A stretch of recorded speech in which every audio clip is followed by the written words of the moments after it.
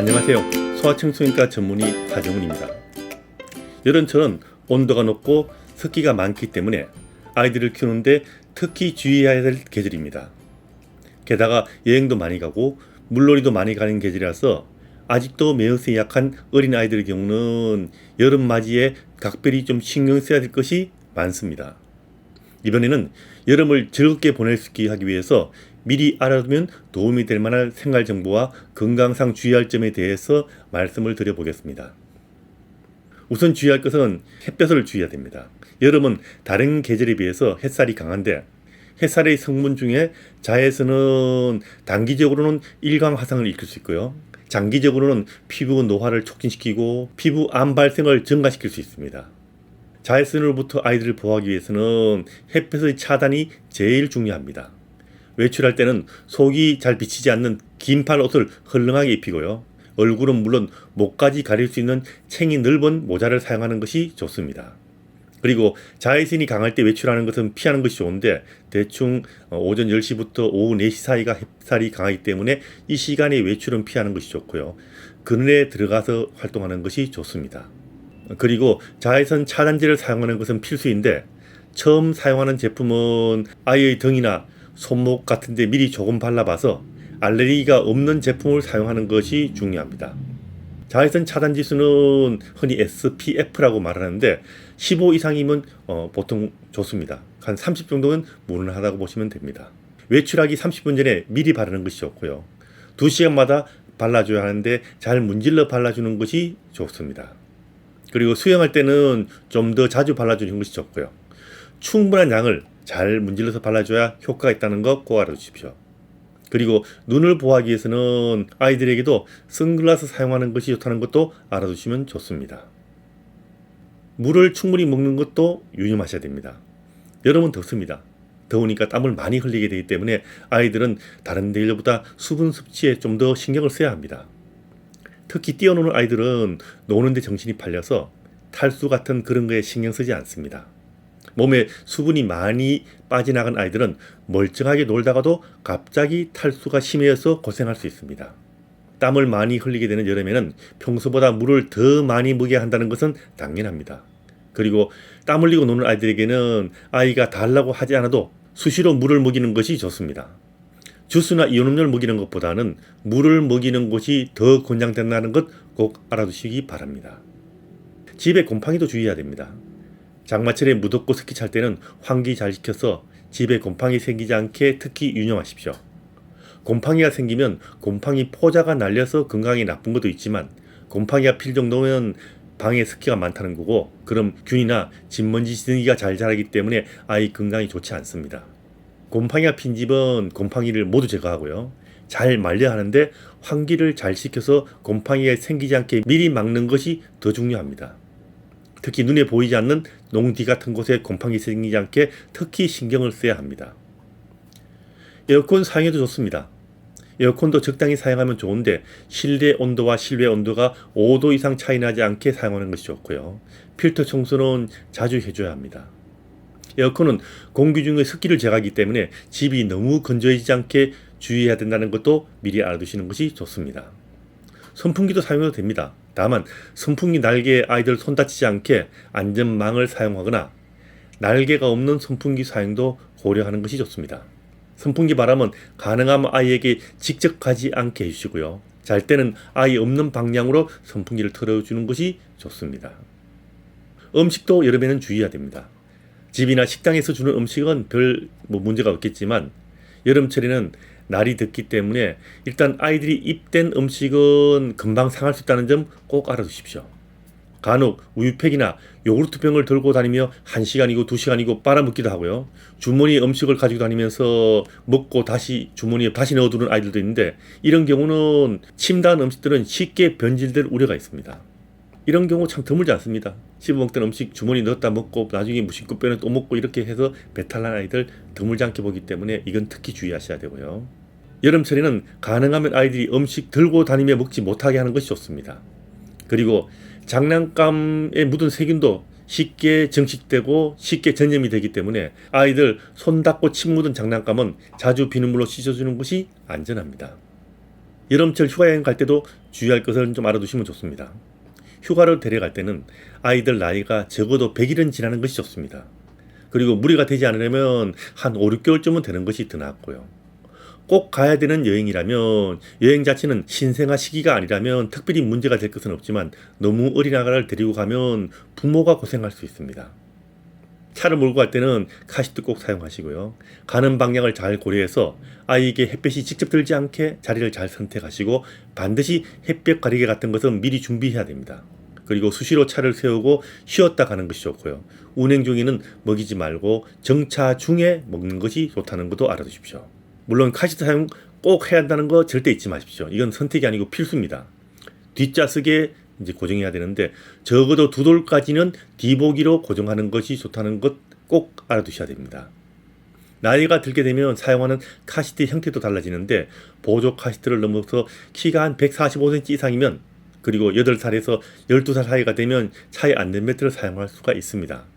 그리고 아이가 13살 될 때까지는 뒷좌석을 이용하는 것이 안전하다는 것 꼭 알아두십시오. 그리고 아이 카시트 설치한 좌석의 근처에 있는 에어백은 다 끄두는 것이 안전합니다. 에어백이 팽창하면 사고 나서 팽창하면 에어백이 아이에게 충격을 줘서 아이가 더 다칠 수 있기 때문입니다. 차멀미도 꼭 주의해야 됩니다. 멀미는 피곤하면 잘 생기기 때문에 차를 타기 전에 피곤하지 않게 푹 쉬게 하고 여행 가기 전에 잠도 미리 충분히 자게 하십시오. 배가 많이 고파도 곤란하기 때문에 3시간 정도 이제 먹은 게 없을 경우는 출발 전에 미리 가벼운 간식 같은 것을 먹이는 것이 도움이 됩니다. 그렇다고 너무 많이 먹어도 멀미가 잘 생긴다는 거 알아두시고요. 아이와 운행 중에는 이야기도 나누고 노래도 부르고 관심을 돌려주는 것도 도움이 될 수 있습니다. 차 안에서 책을 읽거나 핸드폰을 보면 멀미는 더 심해질 수 있기 때문에 피하는 것이 좋고요. 창밖의 경치를 보고 있으면 좀 더 도움이 됩니다. 멀미가 생기면 창문을 살짝 열어두고 창밖을 보고 이야기 나누고 아이가 좋아하는 음악을 들려주고 같이 노래를 부르기도 하면 좀 낫습니다. 이렇게 해도 멀미가 좋아지지 않는 경우는 차를 세우세요. 멀미는 차를 세우면 좋아집니다. 차를 세우고 아이를 눕히고 옷도 좀 헐렁하게 해주면 좋고요. 눈을 감게 해주고 옆에서 이런저런 이야기 해주면 좋고요. 찬물 수건을 이마에 대주면 조금 더 낫습니다. 그리고 차에서 내려서 같이 산책하면 더 좋죠. 차를 탈 때마다 멀미를 많이 하는 경우는 미리 소아청소년과 의사의 진료를 받아서 멀미약을 처방받아 사용하는 것도 도움이 됩니다. 일광 화상도 여름엔 잘생기니 주의해야 됩니다. 야외 활동을 하면 자외선 차단제를 사용하더라도 일광 화상을 입을 수가 있습니다. 자외선 차단제를 사용해도 덧발라주지 않으면 시간이 지나면서 효과가 떨어지기 때문입니다. 그래서 화상이 입는 경우가 있죠. 햇빛에 탄 피부가 붉게 변하거나 갑자기 아프다고 울면 찬물 찜질을 해주고요. 진통제를 먹이고 물집이 많이 잡히거나 심한 경우는 소아청소년과 의사의 진료를 받는 것이 좋습니다. 벌레가 더 잘 물리는데 주의해야 됩니다. 우리나라는 독충이 적기 때문에 모기 같은 것에 이제 물리는 경우가 많은데 이렇게 물려서 붓는 것은 가볍게 붓는 것은 별다른 조치가 필요하지 않습니다.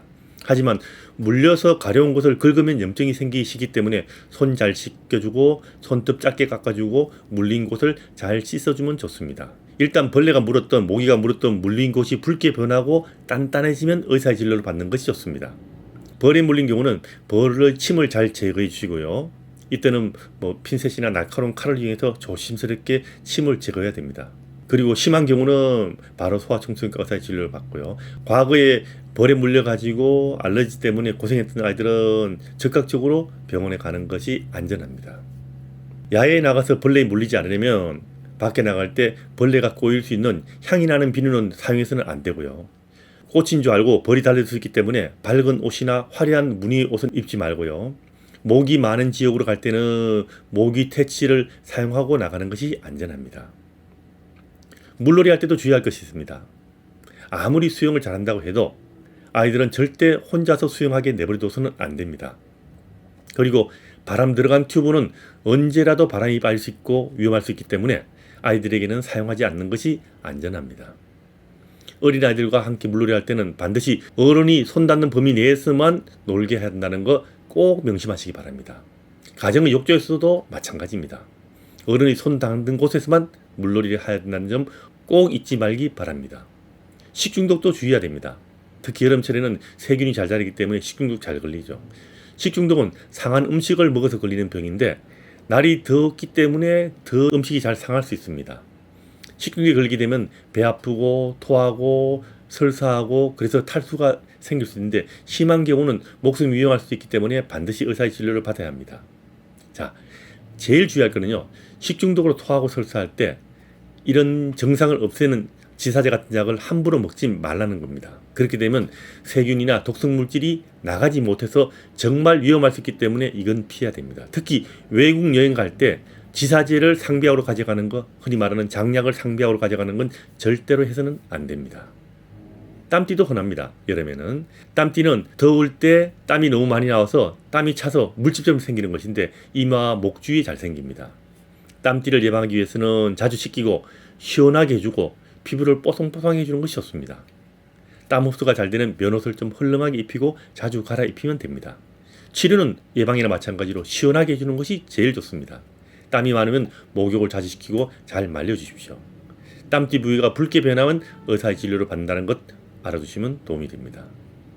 기저귀 발진도 여름에 잘 생기죠. 여름에는 습기가 차고 기저귀도 잘 안 마르고 땀도 많이 나서 아기 엉덩이가 축축해지고 날이 더웠기 때문에 균도 잘 자라기 때문에 기저귀 발진이 잘 자랍니다.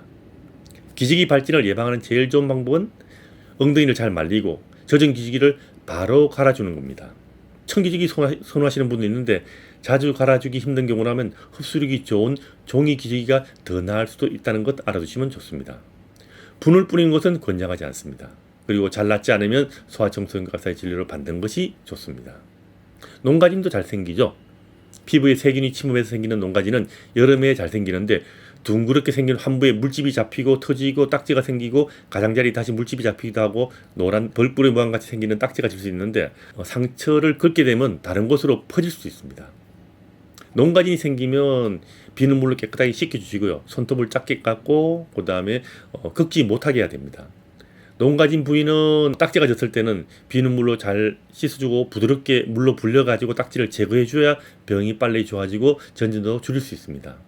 그리고 농가진이 생긴 경우는 의사의 치료를 받는 것이 중요한데 특히 여러 군데 생긴 농가진은 꼭 제대로 치료해야 된다는 거 잊지 마시고요. 농가진은 남한테 전염을 잘 시킬 수 있는데 치료 시작 24시간은 지나야 전염되지 않는다는 점 꼭 알아두시기 바랍니다. 결막염도 여름철의 해마다 찾아오는 손님이죠. 아데노바이러스가 유행 경우가 많은데 이런 아데노바이러스는 수영장에서 많이 걸리게 되고 유치원에 가게 되면 서로 옮기기도 합니다. 갑자기 눈이 붉어지고 눈물이 많이 나고 눈꺼풀 아래 모래가 들어간 것처럼 거북해지고 가려워서 눈을 비비게 되고 타는 듯이 아프기도 합니다. 부기가 생기고 눈이 부셔서 햇볕 아래 눈을 잘 뜨지 못해서 눈을 찌푸리기도 합니다. 심한 경우는 눈앞이 흐려지기도 하죠. 보통 2-3주간 한참 걸립니다. 이거는 오래 갑니다. 2-3주간 병이 지속되는데 특별한 치료법이 없기 때문에 굉장히 주의해야 됩니다. 이 병은 접촉에 의해서 옮기기 때문에 접촉을 피하시면 됩니다. 이 병이 도는 계절에는 가능하면 사람이 많은 수영장이나 목욕탕은 가지 않는 것이 좋고요. 수건을 통해서도 전염되기 때문에 가족 중에 이런 병이 걸린 사람이 있으면 반드시 수건을 따로 사용해야 됩니다. 이 병은 특별한 치료는 없지만 제대로 치료하지 않으면 여러 가지 합병증 때문에 각막이 손상을 받을 수 있기 때문에 반드시 안과 의사의 진료를 받고 정확한 치료를 해야 된다는 점은 꼭 명심하시기 바랍니다. 안과 가야 됩니다. 기병도 잘 생기는데 물놀이 후에 귀에 물이 들어가서 잘 생깁니다. 물이 들어가게 되면 흔히 면봉으로 물을 이제 묻혀내려고 그러는 것을 흔히 보는데 이것은 안 됩니다. 왜냐하면 귀에 손상을 주기 때문에 귀에 물이 들어가면 머리를 흔들면서 귀를 기울여서 흔들어주면 물이 서서히 빠집니다. 절대로 귀를 후비지 마세요. 그냥 기울이면 나오는 정도는 나오고 나머지는 되게 저절로 마르는데 간혹 꽉 차가지고 물이 잘 안 나올 때는 끄지 한쪽을 뾰족하게 해서 살짝만 귀 안에 집어넣으면 물이 쏙 파고 빠집니다.